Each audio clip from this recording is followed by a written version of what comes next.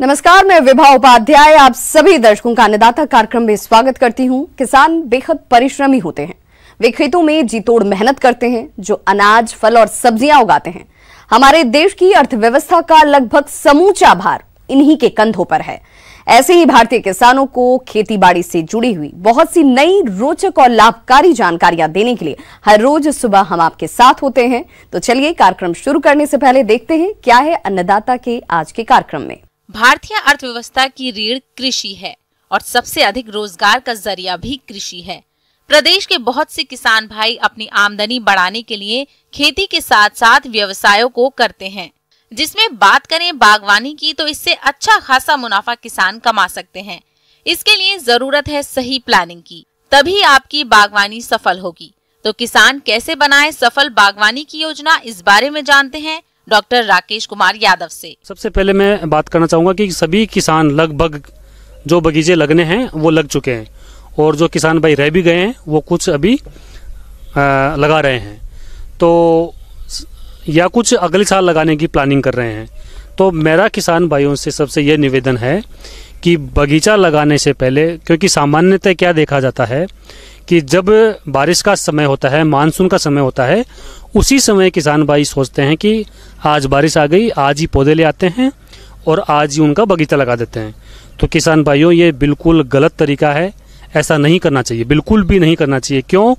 क्योंकि आप एक बार बगीचा लगा तो देते हैं, लेकिन उसमें क्या होता है कि उसकी उपज हमारी आती है तीसरे साल में जाके, और फिर बाद में हम बिना प्लानिंग के, बिना किसी योजना के बगीचा लगाते हैं, तो उसका खामियाजा हमको ये भुगतना पड़ता है कि हमको कुछ पता ही नहीं होता है। 3 साल बाद में जाके पता पड़ता है, कोई चीज़ें खामियां रह जाती हैं कि हम पहले 3 साल पहले ये करते तो आज ऐसा नहीं होता। इसलिए सारी योजना बना के फल का जो बगीचा है वो लगाएं। किसान भाइयों, नए बाग की स्थापना के लिए सर्वप्रथम सबसे महत्वपूर्ण पहलू है सही स्थान एवं उपयुक्त मृदा का चुनाव। व्यावसायिक दृष्टि से बाग लगाने के लिए ऐसे स्थान का चुनाव करें जो शहर के नजदीक हो एवं यातायात की पर्याप्त सुविधा हो। जहां तक उचित मृदा की बात आती है, तो बाग लगाने से पहले मिट्टी परीक्षण अवश्य करा लें। मिट्टी रिपोर्ट के आधार पर फल वृक्ष का चुनाव करें या फिर आवश्यकता अनुसार मिट्टी को उपचारित करें, तथा जल निकास की उचित व्यवस्था होनी चाहिए, जिससे वर्षा के दिनों में बरसात का पानी फल वृक्ष के तने के संपर्क में न आवे। सबसे पहले क्या करें कि एक तो जो आपका खेत का चुनाव आपने किया है वो सही तरीके से होना चाहिए। उसमें चारों तरफ से एक तो बाड़ जिसको बोलते हैं, फेंसिंग, वो होनी चाहिए। खेत समतल होना चाहिए। जल निकास की अच्छी व्यवस्था होनी चाहिए। रास्ते के आसपास होना चाहिए। तो एक तो ये सावधानी रखें। दूसरा ये कि जब आप मानसून के समय में बगीचा लगाएंगे तो उसकी हमारी जो प्लानिंग है वो मई के महीने से शुरू हो जानी चाहिए। लेआउट करें, और लेआउट में भी सबसे जो उचित जो तरीका है वो वर्गाकार विधि है। वर्गाकार विधि को अपनाएंगे तो क्रॉस वाइज हम किसी भी तरह से ट्रैक्टर चला सकते हैं, उसमें हैरो चला सकते हैं, जो भी हम इंटरकल्चर ऑपरेशन कर सकते हैं वो कर सकते हैं, और आसानी से हम इसमें जो छिड़काव करेंगे या और भी कोई प्रैक्टिसेस होगी वो हम आसानी से कर पाएंगे। तो हम गड्ढे खोद लेंगे, उनको 15-20 दिन तक खुला छोड़ देंगे। उससे क्या होगा कि उसकी जो चारों तरफ की दीवार है गड्ढे की वो थोड़ी कड़क हो जाएगी। इंसेक्ट का जैसे दीमक वगैरह है उनका प्रकोप कम हो जाएगा। नए बाग की स्थापना के लिए दूसरा जो प्रमुख पहलू आता है, फल एवं उनकी उन्नत किस्मों के चुनाव। व्यावसायिक दृष्टिकोण से उत्पादकों को चाहिए उनकी फल वृक्ष का चुनाव करें जिनकी बाजार में अच्छी मांग हो। आइए अब बात करते हैं कुछ महत्वपूर्ण फल एवं उनकी उन्नत किस्मों की।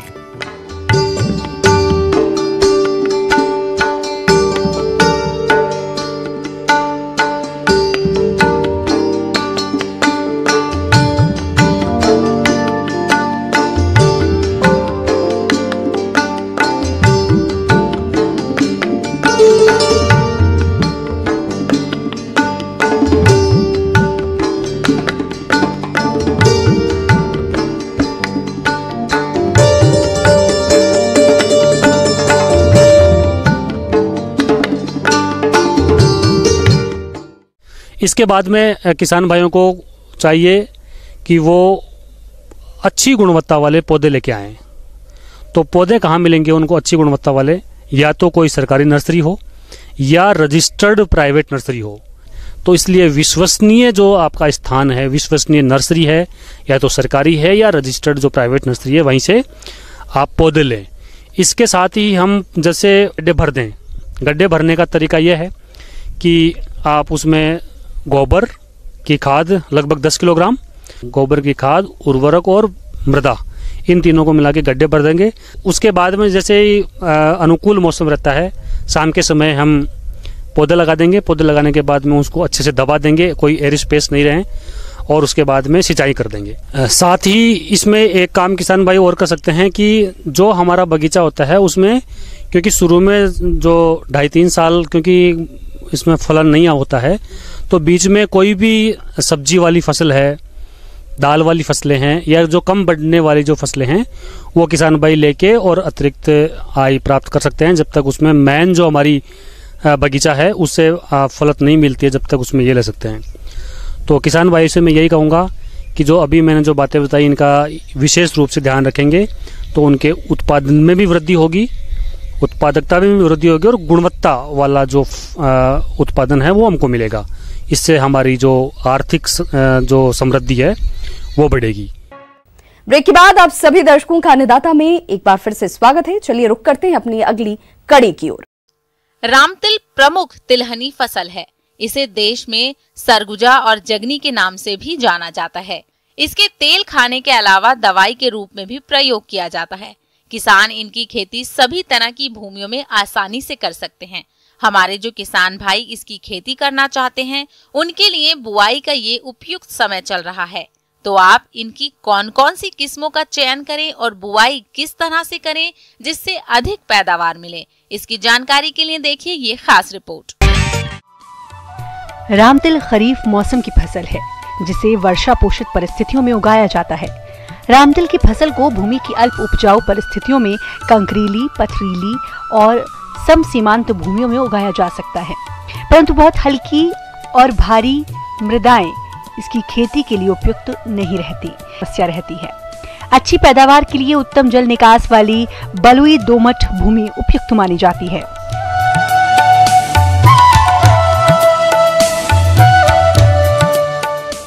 रामतिल का बीज आकार में बहुत छोटा होता है, अतः सही बीजांकुरण के लिए ढीली एवं भुरभुरी मिट्टी का होना आवश्यक रहता है। इसीलिए कल्टीवेटर से 1-2 बार खड़ी और आड़ी जुताई करने के बाद पाटा चलाकर खेत को समतल कर लेना चाहिए। रामतिल का अच्छा उत्पादन लेने के लिए गोबर की खाद उपलब्ध होने पर 12 से 15 गाड़ी प्रति हेक्टेयर के हिसाब से बुवाई के पहले खेत की तैयारी के समय मिट्टी में मिलाएं, तथा रासायनिक उर्वरकों में बुवाई से पहले 20 किलोग्राम नत्रजन, 20 किलोग्राम बुवाई के 30 दिन बाद निंदाई के समय 20 किलो प्रति हेक्टेयर की दर से अतिरिक्त नत्रजन देना लाभकारी पाया गया है।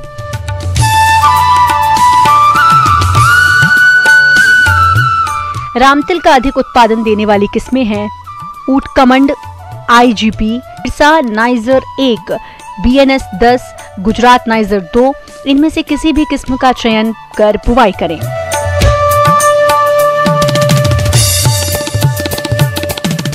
किसान भाइयों, सामान्य तौर पर बीज दर बुवाई की विधि पर निर्भर करती है। रामतिल की शुद्ध फसल की बुआई कतारों में करने पर 5 से 8 किलोग्राम साफ एवं स्वस्थ बीज प्रति हेक्टेयर लगता है। छिड़काव विधि से बुवाई करने पर 7 से 8 किलोग्राम बीज का उपयोग करें। मृदा और बीज जनित 5 ग्राम या ट्राइकोडर्मा विरिडी 10 ग्राम प्रति किलो बीज के हिसाब से उपचारित कर ही बुवाई करें।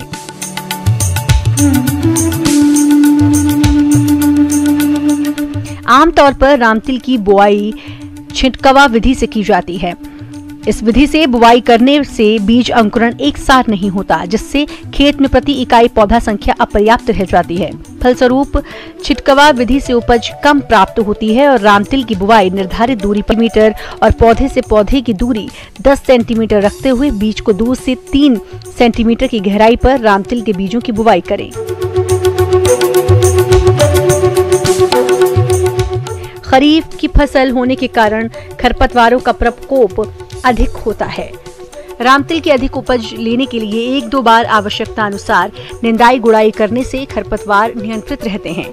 बोने के 15-20 दिन बाद पौध विरलन के समय प्रथम निंदाई गुड़ाई करना चाहिए।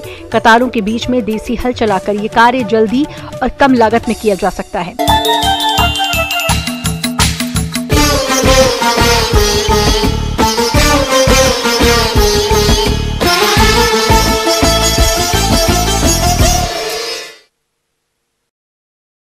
आज के समय में अधिकांश किसान फसलों से अधिक उपज की चाह में और जानकारी के अभाव के कारण अधिक मात्रा में यूरिया डालते हैं, जिसके कारण लागत बढ़ जाती है। इस समस्या के समाधान के लिए कृषि वैज्ञानिकों ने एक ग्रीन सीकर यंत्र इजाद की है, जिसकी सहायता से किसान आसानी से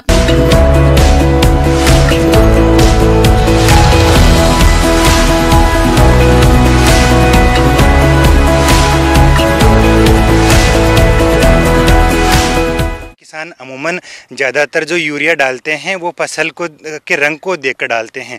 वो जहाँ पर यदि किसी किसान भाई को फसल का हल्का रंग दिखा वो एक कट्टा यूरिया डाल देता है, तो उससे नुकसान ये होता है कि फसल में जो बीमारियां हैं वो बढ़ जाती है। ज्यादातर किसान फसलों में नाइट्रोजन उर्वरक की मात्रा फसल के पीलेपन को देखकर व कम दिनों के अंतराल पर अधिक नाइट्रोजन उर्वरकों का प्रयोग करते हैं। इसके अतिरिक्त रासायनिक उर्वरकों के अंधाधुंध प्रयोग से मिट्टी में मौजूद नाइट्रोजन, फॉस्फेट और अन्य पोषक तत्वों की मात्रा में भारी असंतुलन हो रहा है, जिससे सीधे तौर पर कृषि उत्पादकता और मानव स्वास्थ्य बुरी तरह प्रभावित हो रहा है। इन्हीं समस्याओं से निपटने के लिए सटीक प्रौद्योगिकी उपकरण जैसे कि ट्रिम्बल के green Sikar hand held device का उपयोग अतिरिक्त नाइट्रोजन उर्वरकों के उपयोग को कम करने के लिए किया जा सकता है। लेकिन हमारे पास एक ऐसा उपकरण है जिसको बोलते हैं ग्रीन सीकर। ये क्या करता है, फसल में रंग के आधार पर है वो नाइट्रोजन का फसल में निर्धारण करता है कि फसल को कितने नाइट्रोजन की ज़रूरत है। तो इस मशीन को हम फसल की कैनोपी के लगभग आधा फुट ऊपर रखकर इसको चला के देखते हैं, तो ये फसल में कितना क्लोरोफिल कंटेंट है उसको मेज़र करता है। ये सेंसर बेस्ड है और फसल में बताता है कि अभी फसल में आपकी कितना नाइट्रोजन है और आपकी फसल को कितने नाइट्रोजन की ज़रूरत है। तो इसका निर्धारण हम इस मशीन में करते हैं। साथ में एक ऐप है, उससे हम जो इसमें जो मशीन में रीडिंग आती है उस ऐप में डालते हैं और इसकी रीडिंग निकालते हैं, तो ये बता देती है कि आपको अभी फसल को कितने नाइट्रोजन की ज़रूरत है, कितनी यूरिया की ज़रूरत है।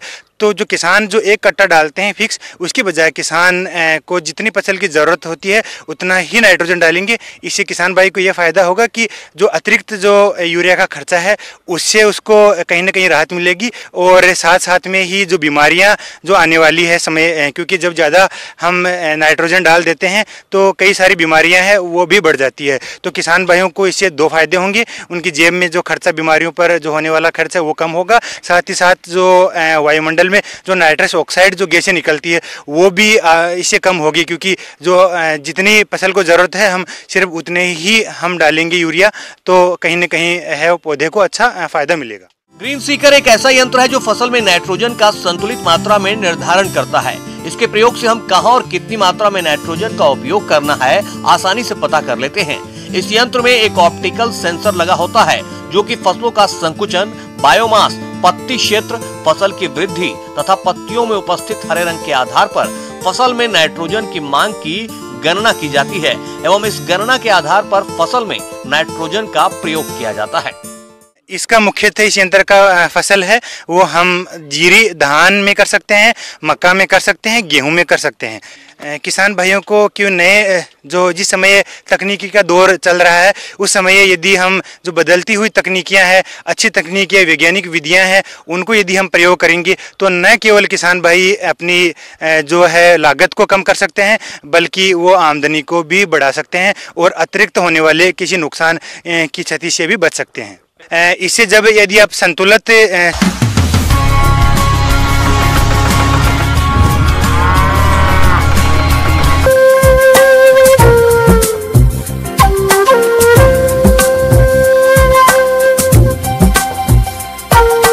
कृषि सलाह इस प्रकार है।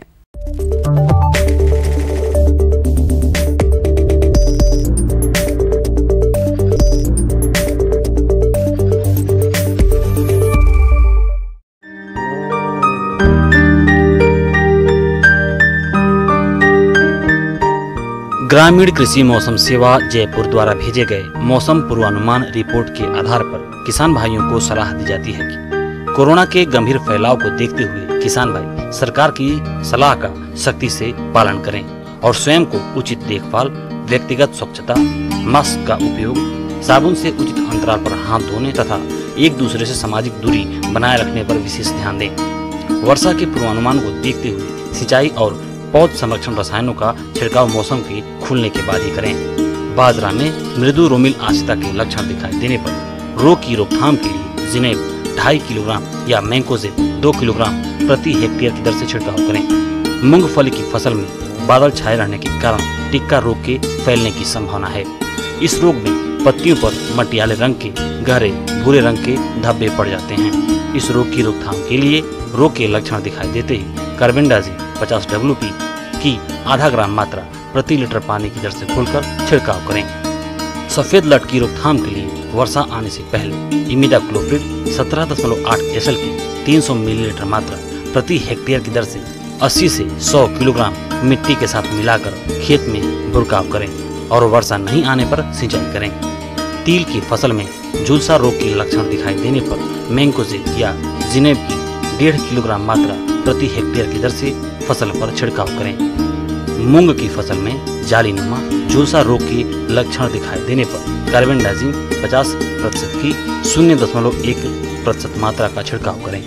ग्वार की फसल में सफेद मक्खी कीट के नियंत्रण के लिए थाइमेथाक्साम 25 WG की 0.3 ग्राम मात्रा प्रति लीटर पानी की दर से घोलकर छिड़काव करें। ग्वार की फसल में झुलसा रोग की रोकथाम के लिए कॉपर ऑक्सीक्लोराइड 0.3% की दर से छिड़काव करें। नींबू वर्गीय पौधों पर डाईबैक के लक्षण दिखाई देने पर रोग की रोकथाम के लिए कॉपर ऑक्सीक्लोराइड की 0.3% मात्रा का छिड़काव करें। पालतू जानवरों जैसे गाय, भैंस, बकरी, भेड़ इत्यादि की सीधी वर्षा से बचाव करें एवं उनके रहने के स्थल पर पानी इकट्ठा न होने दें तथा बिछावन को सूखा रखें। रोगों से बचाव हेतु टीकाकरण करवाएं। पशु के नाक में पानी आना, बुखार इत्यादि होने पर निकट के पशु चिकित्सक से तुरंत इलाज करवाएं।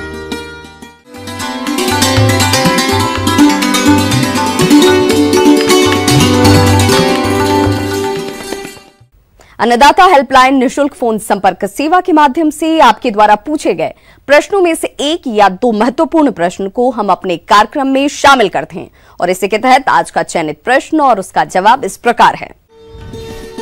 आज के अन्नदाता हेल्पलाइन में जिस प्रश्न को कार्यक्रम में शामिल किया गया है उसे पूछा है गांव देवारा, जिला जालौर के किसान प्रमोद कुमार ने। आप करेली की फसल में फल मक्खी कीट के नियंत्रण के बारे में जानकारी चाहते हैं, तो प्रमोद कुमार जी आपकी जानकारी के लिए प्रस्तुत है कार्यक्रम का यह अंश।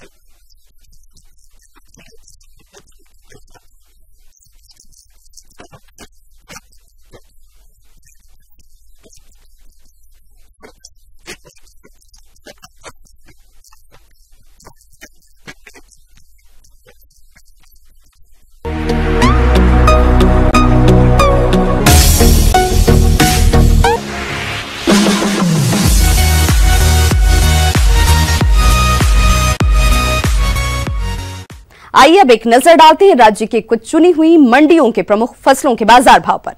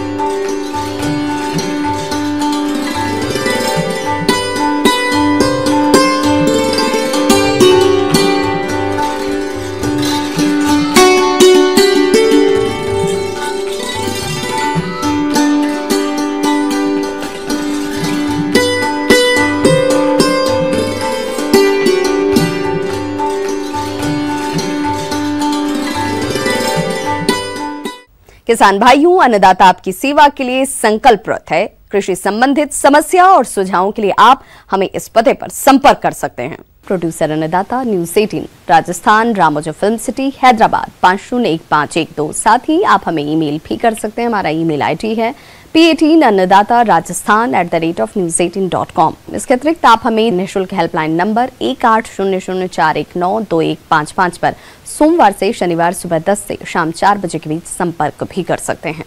किसान भाइयों, अब समय हो रहा है आपसे विदा लेने का, तो हमारी अन्नदाता टीम को दीजिए इजाजत। कल फिर से होगी आपसे